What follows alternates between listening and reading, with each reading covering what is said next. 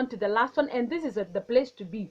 This is what we were calling assertive anger. Assertive anger, it is right in the middle.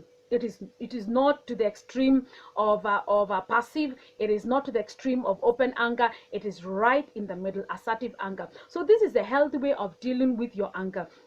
It means, yes, I acknowledge that I am angry, I am upset.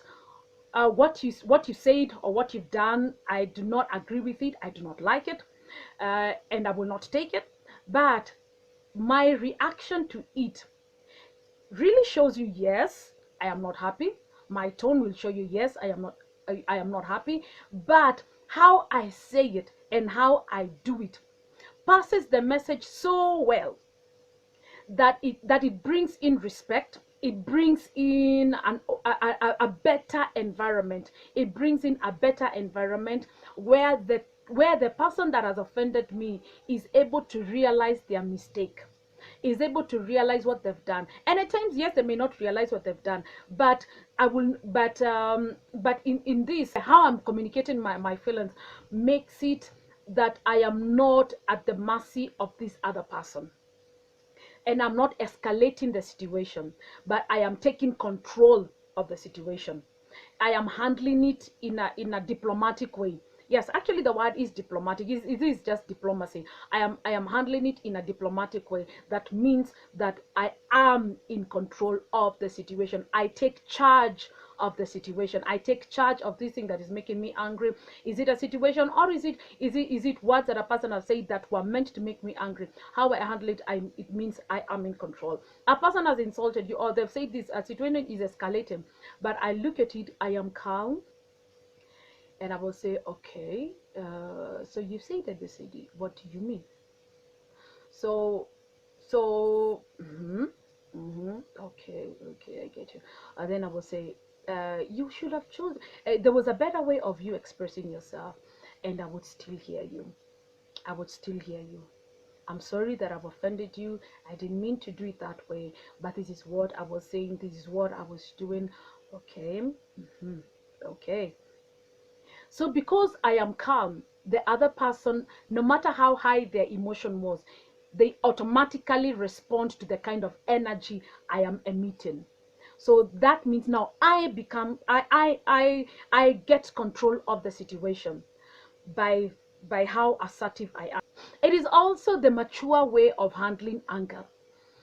And it shows that I care about this other person, because again, when we are using the example of the open anger, it means I don't care about how the words that you throw out. It means I don't care about this other person's emotion. I don't care about this situation. I don't really care. But in the assertive anger, it means I care enough about you to want to ensure, one, that I help you calm down, and will deal with this situation, getting to the root of the situation as to why you got angry. Maybe, and here I'm talking about when it's an exchange, because anger, for me to be angry or for you to be angry, it means maybe I've done something that upset you, or you've done something that has upset me. Or a situation that has upset me. So we are now trying to get ourselves to a point where we can deal with the root of the thing that caused us to be angry. And I was saying, it by me helping you calm down, by you helping me calm down, we are better able to help each other. That way, it means that maybe this situation that causes us to be angry, which could have been maybe a miscommunication, because in human beings, I might say something and how you understand it is not what I actually meant. And this happens a lot. You will say something and a person, and then you're like, and then you can be on the other side of open anger and say, but I can say, but in this other assertiveness, I can just simply say, no, that is not what I meant. Oh, I'm so sorry if you misunderstood me. When I said ABCD, I simply meant these and these and these and this. So so this person says, oh, sorry. So you bring in a room where you can bring a healthy dialogue, where this other person now gets to your level to understand what you meant by what you said. And this goes on even to parenting. It goes on to any kind of environment we find ourselves in, where there is human interaction. This is a way to deal with conflict. Actually, this is the best way to deal with conflict, where you both parties calm down and they can better communicate. We can better hear each other, and in this we can also ensure that I understand, truly understand, what this other person meant when they used a particular word. Because again, remember we said in the previous conversations, words can be triggers. So I can understand, oh, when you say this, for me, I understood this and this and this. Then this person will say, no, when I say this, no, I didn't mean it that way. I meant this and this and this and this and this. And that helps us to build better homes, better families, and better and a healthier and stronger society. So let's continue on. So even in situations where we're talking about, okay, if after dealing with the 3 levels of anger, it comes to a point where even when you're angry, and most like I've said earlier on, that anger can be used as a motivation to push you forward, to propel you into greatness, depending on maybe you are angry about the situation you're in, an environment you're in, circumstances that have a cycle that has kept repeating in your life, and you say, enough is enough, I'm breaking off these chains, I'm moving forward, I must do something to better my life, I must do something to better my family. So this kind of anger, what we like calling holy anger, that comes upon you and pushes you to do something positive, to push you to better your life. So this kind of when you're talking about anger in this way, it is a very productive. It can bring great productivity into your life, into your family. And so one of the things that, even as we're dealing with that, sorry, I also meant to say that when you find yourself angry, and at times it can be to a point where you're not able to address that person, because you're actually truly upset. And this might be to the people who have previously used the open anger, where they just lash out.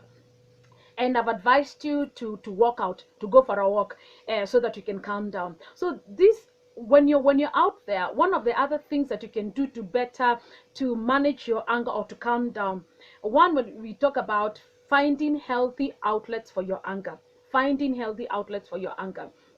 and this would be, maybe you can go out in a gym, do a workout, do some exercises that will help you use that energy. So the minute you're using that energy, it helps you calm down, because you've transmuted the negative energy into something positive, or the negative energy into something that is productive, that works for your benefit. So you can use that energy to work out. Maybe you see you're a boxer, you can use that energy on the punching bag and become a better boxer. You can use that energy, if you're a runner, to just go out and just do your run, and better build your muscles. So those are some of the healthier outlets for your anger. Going out, just go out, do your run, do your walk, all those things that help you better manage your anger and just help you to calm down. Physical activities are actually very good outlets for your anger. You're angry, just decide, today I will just wash this entire house, I will wash every room in this house, and before you know it, every anger you felt, that emotion of anger is out.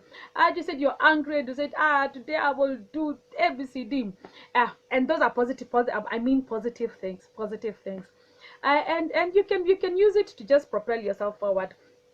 Yes, as we come to a conclusion, one of the things that I must point out about anger is that, because situations and people will definitely make you angry. As I've said, as long as we are under the sun, we are living with human beings, we are interacting with human beings, situations and people will make us angry, whether we like it or not.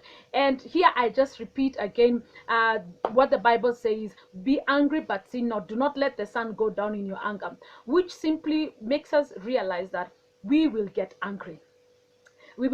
So one of the things I would like to advise us is get have a forgiving attitude. Have a forgiving attitude. Be forgiven. Be forgiven. And be the person that even when someone does you wrong, you are quick to forgive. You are quick to forgive. And do not be the kind of person that keeps a records of wrong. You do not be a person that allows if the negative things or the bad things that people do to you. You're like, okay, if I did this, strike one.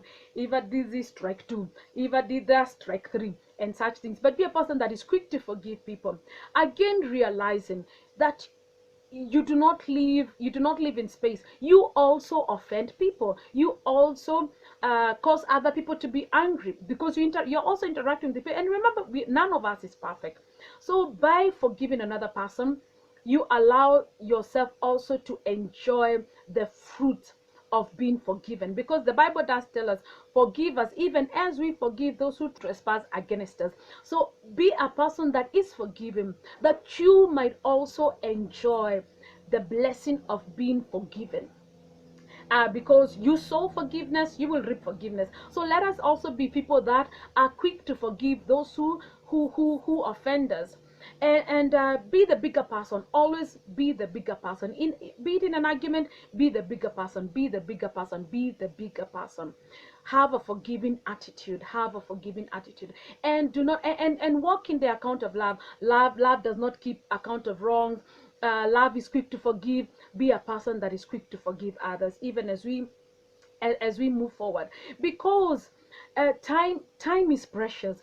Your time is precious. The time that you have here on earth is precious, and you don't want to live your days with all this baggage of unforgiveness, with all this baggage that people are always doing this to me, and you're this person that is always sulking. You're this person that is forever fighting with people, or you're this kind of person that is always seeking to revenge, and you waste a lot of your time on people who, one, may not even know that they offended you, and you're there just rehashing in your head the kind of things that people have done to you, and how you're always the victim of this and all that. So you're angry in life, you're angry with life, you're angry with people, you're angry with situations, you're angry with the circumstances of your life, you're angry with your parents, you're angry with your siblings.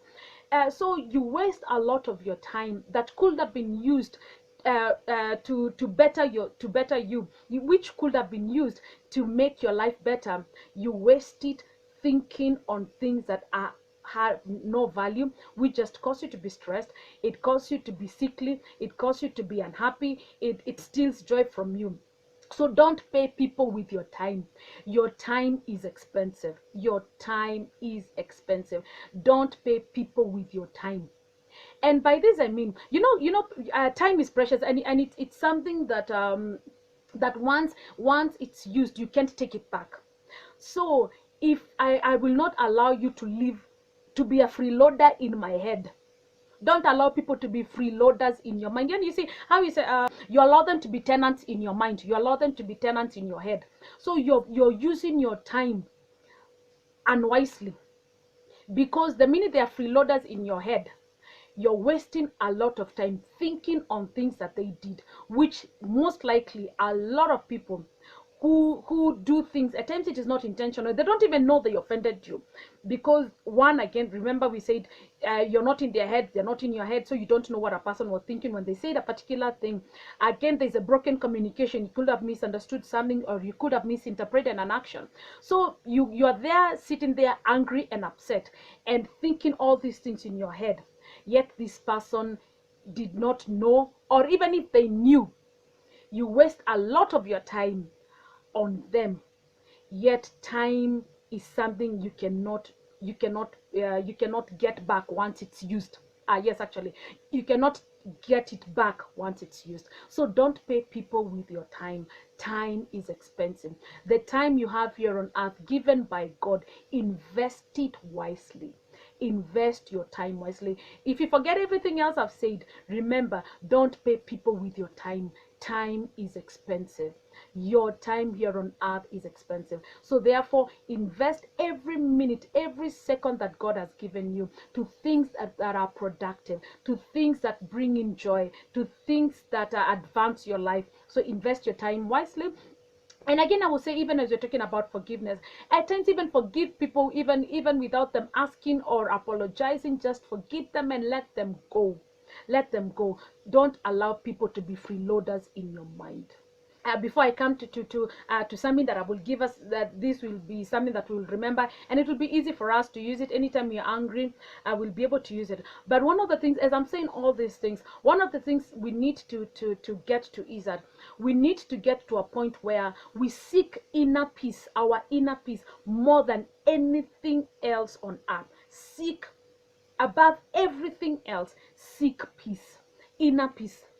First, it has to start with you. It has to start with you. So seek inner peace, even as you give it outwardly. But you have to be at a point where you are at a peaceful state.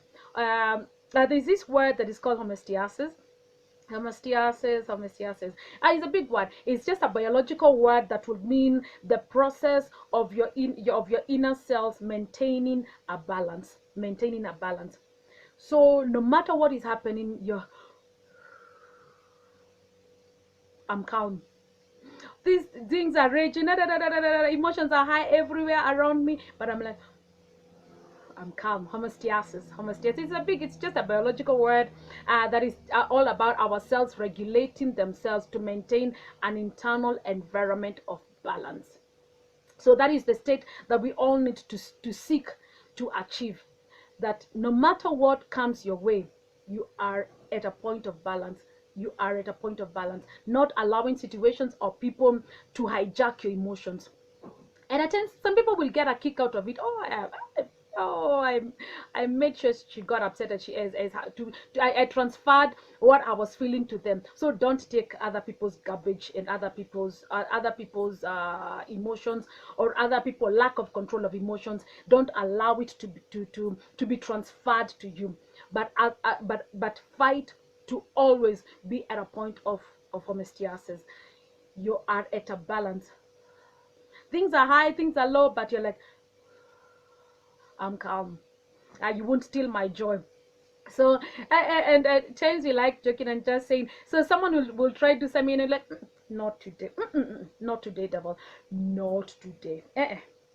You ain't stealing my joy. You are not going to steal my joy. So this situation will not steal my joy. This person will not steal my joy. And that is where we talk about being assertive, So but forever seek inner peace above anything else. Seek inner peace above anything else, and it will help you live a whole life. It will help you live a healthier life. It will help you become a better person. People will want to engage with you. People will want to be around you, because they know they can trust your emotions. You're not this person that cannot be trusted. You don't know how will she react today. So they have to sit somewhere first, look at you. How does she look? How is she today? Like when we were in school, we had teachers who we almost always had to gauge. Okay, Lea meva aje. When she dresses like this, or when he dresses like this, today we are in trouble. Or when they do this, so don't allow people to be able to read you like that.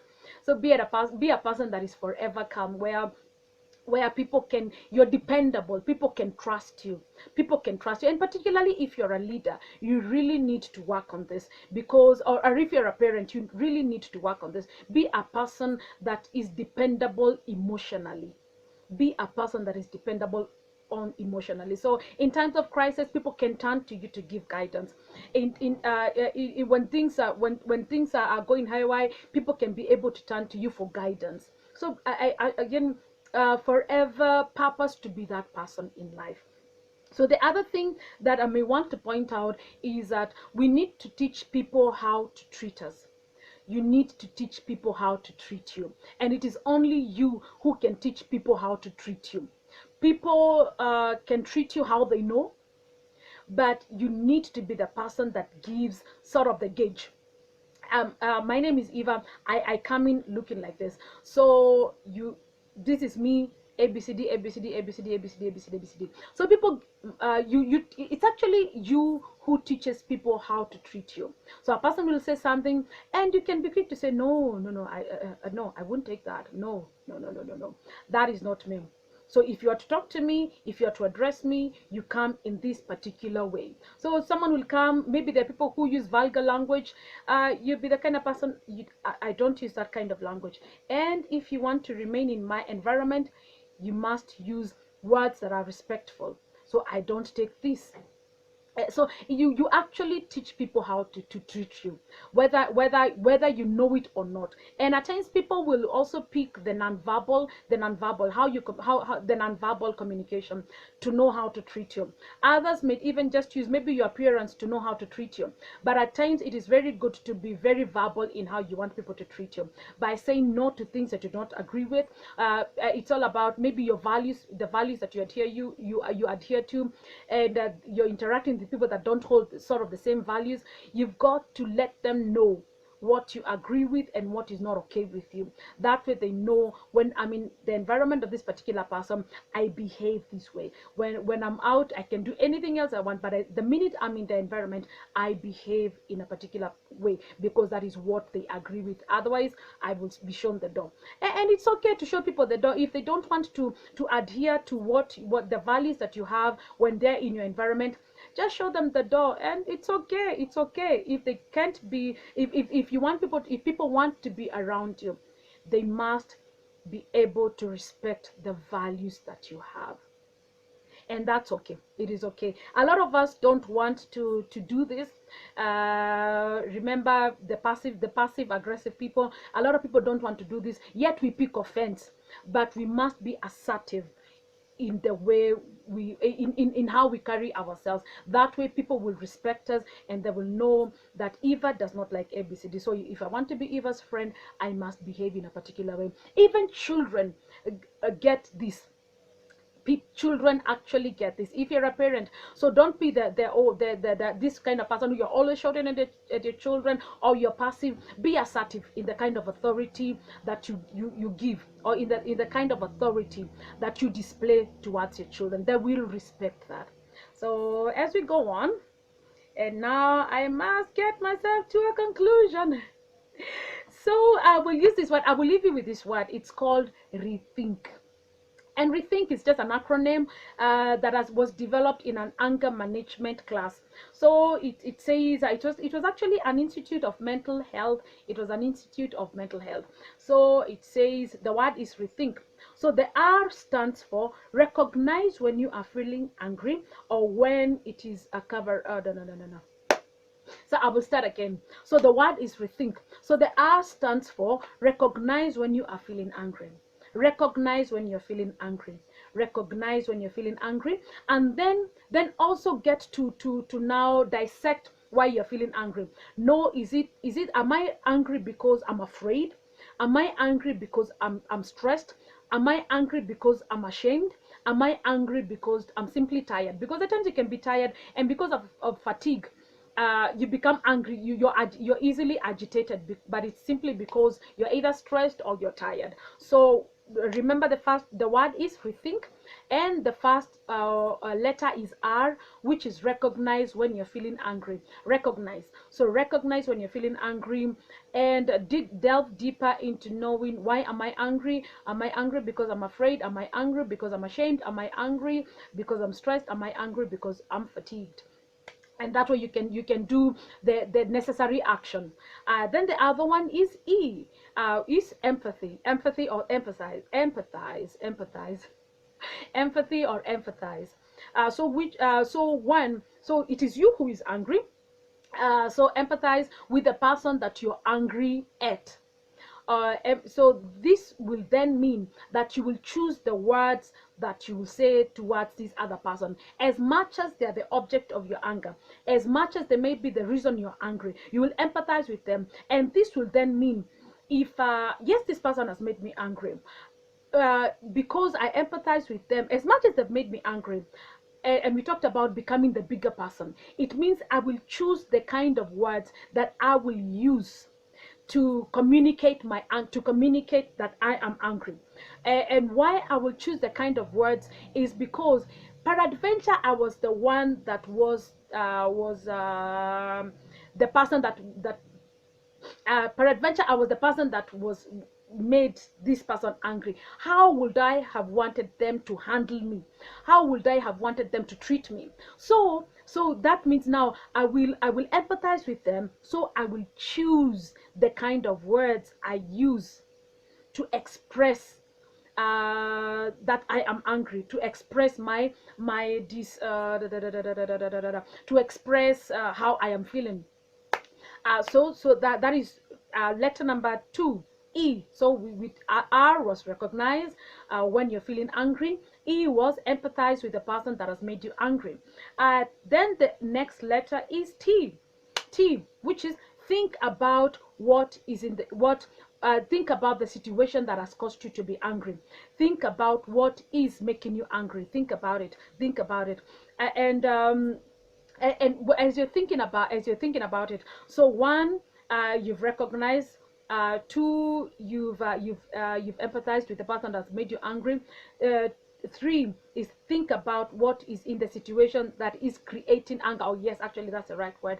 Think what is in that situation that is making you angry.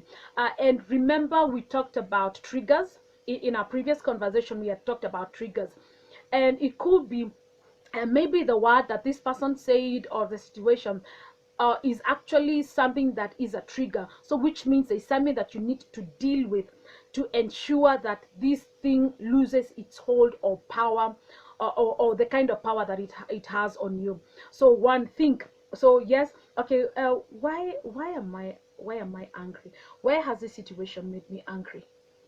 What is it in it? What actually made me angry? Yes, this word, because at times the word that this person could have used is a very common word, and at times it could be a word that used by another person, it doesn't make you angry, but used by this person, it has made you angry, because that is very common.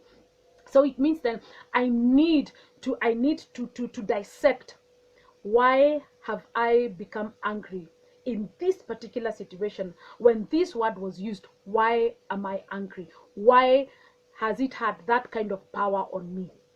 So we on letter number 3, which is T. Think about what is in the situation that is creating or causing you to be angry. So the other letter is H. Remember, the word is rethink. So R, recognize. E, empathize. T, think. Now on H is hear what the other person is saying, because in a lot of times when we are angry, we sort of just close off. You can't hear the other person. They just their mouth could just be moving, but the fact that you're angry, your mind just shut. But you need to hear what the other person is saying, because they could be valid. Okay, as much as they may be expressing themselves in a way that may cause emotions to go high, they would have a valid, most of the time they have a valid reason as to why they are saying or doing what they are doing. And so we need to understand. You need to hear. You need to really hear what that other person is saying. And this also means that as you're hearing the other, for you to hear what the other person is saying, you need to be calm. You need to be calm. Remember what we talked about, assertive anger. So where as much as you're angry, you calm down and you find the mature way to deal with this situation. And this is a place that allows this letter H to work, hearing what the other person is saying. And by hearing what the other person is saying, it also means that you're then able to come to deal with the situation at hand, and you're able to come to an agreement, or you're able to deal with the conflict and bring healing and bring reconciliation to whatever situation that was causing there to be these anger sparks. So then the other one is I, which is integrate. So integrate respect and love with what you say about your anger. Integrate respect and love with what you say about your anger. So this is even as you're angry, remember the Bible saying about be angry but sin not. So that means that I will use words that do not demean the other person. I will not use words that are insultive. I will use words that are respectful. I will use words that show love, as much as this other person has offended me. Because again, we're talking about family members, even if it's a stranger. Do not use words that are demeaning. Do not use words that unafikiriangaje, sio unakuangaje. So don't use demeaning words. Use words that are respectful. Use words that are clothed with love, that are covered with love, that are seasoned with love, even as you are saying that, yes, you made me angry. I love you very much, I respect you, but when you said ABCD, I was not happy. uh, the tone, the kind of tone that you're using, the how I'm expressing myself, how my appearance also says a lot. That I respect you, yes, but I do not agree with what you said. So when you said ABCD, this is how it made me feel. When you did this, when you do this, this is what, to me, this is what you're saying, or this is what I think. How ile unasemanga even ndio unanibeba, yani this is how I think you think of me. So the other one is what we talked about, that one where we talked about integrate respect and love in what you're saying about your anger, or rather in the words that you use when you're angry or when you're expressing your displeasure. So integrate respect and love when you're expressing your displeasure towards a family member, towards a loved one, or even if it's a stranger. Integrate respect and love. Remember, the E was empathize. So look at the other person and imagine if it was you. How would you like to be handled if you are the person on the other end, receiving the kind of words that are coming out of your mouth? So that is why it is important to integrate respect and love, even as you're communicating your displeasure. So then the other word is N. Notice how your body changes when you're angry. So these are the nonverbal communication. So a person may be talking, and even as you're talking, you just discover, okay, my heartbeat is going high. Then my I'm sweating and all those things. So just to show that even not these is you whom I would want to say, this one would be either to you who is communicating, or to you who is on the receiving end. So you would say, as when you're seeing all these things, when you notice what is happening inside you, you're like, I think I'm getting angry. As I'm communicating, I think I need to calm down. And when you see you're sweating, your heartbeat is high, and you're clenching your hands, you feel like, I'm going to strangle this one. So the minute you start noticing that, you're able to now manage yourself. You're able to now start speaking to yourself. Okay, Eva, you need to calm down. Okay, you need to breathe now. You need to take a walk. You need to walk out of this environment.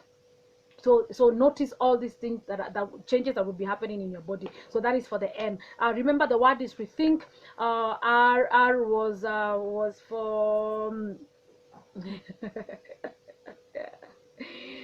R was for recognize. E was for empathize. T was for think. H was for hear. I is for integrate, and for notice. And K is keep your attention on the subject at hand. Keep your attention at the subject at hand. Keep your attention at the subject at hand. And this is I think this is common. Maybe we women are more are victims of this a lot. Okay, a few men also have this habit. And say you're arguing about something, or you're having a conversation, particularly say it's about a cup, and it moves from this cup to 20 years ago, 5 years ago, or on a Sunday, it was a rainy day, you did ABCD. And so this person is like, how did it move from this cup, which I left on the table, to 20 years ago on a Sunday afternoon, when I did ABCD? How are those two related? So it is very important to keep the focus on what is at hand. Deal with the situation at hand. Don't bring other things and confuse the entire environment, and bring in things that maybe what you can carry over emotions from particular things that you've not dealt with. So deal with the situation at hand. If you're dealing with the situation of a cup, deal with that cup and until you close that chapter. And that is why the Bible will say, do not let the anger come down in your ear. Be angry but sin not, and do not let the sun go down in your anger. This is why it is important for us to deal with situations as they arise.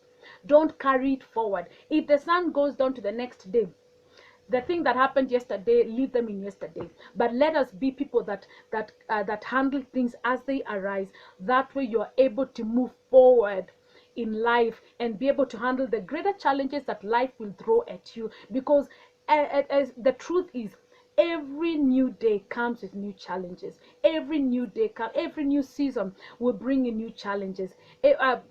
Today, I will wake up. I'm not so. I'm just feeling down. So how I will react to you today might not be how I react to you tomorrow. When I wake up all energetic and happy, and all that. Human beings have ups and downs. The graph of our lives is just like that. So that is why it is very important when you are addressing a situation that has caused you to be upset. Stay on course. Deal with the item or the thing that has made you angry. Don't bring all these other things in the mix, because you make it very difficult to come to a conclusion, or you make it very difficult to find a reasonable ground, a reasonable environment of handling what is at hand. So let us be wise in how we handle we handle ourselves, and let's keep this word let's keep this word: rethink, recognize, empathize, think, hear, integrate, respect and love, notice, and keep attention on the subject at hand. Don't be a person that is always deviating.